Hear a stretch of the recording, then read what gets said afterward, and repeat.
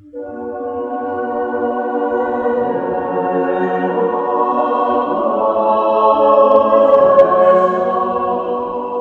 eighth station, Jesus consoles the weeping women of Jerusalem.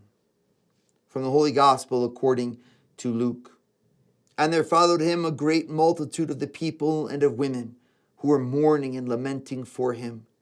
But turning to them, Jesus said, Daughters of Jerusalem, do not weep for me, but weep for yourselves and for your children. For behold, the days are coming when they will say, Blessed are the barren and the wombs that never bore and the breasts that never nursed. They will begin to say to the mountains, Fall on us, and to the hills, cover us.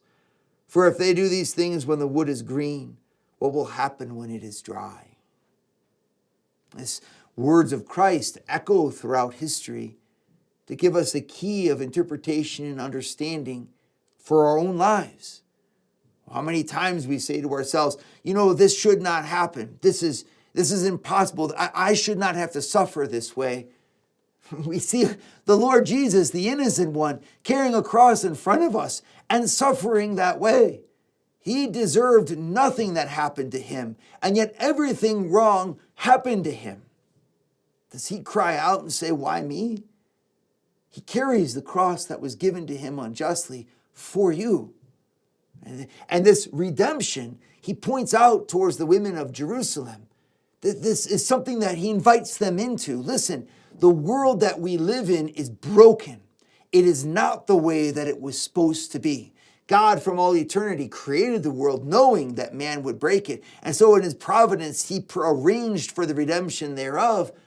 But he intended the world to be given back to him by man's service and humble obedience and a joyful life in a world that's not supposed to turn in on us and bite us in the hand.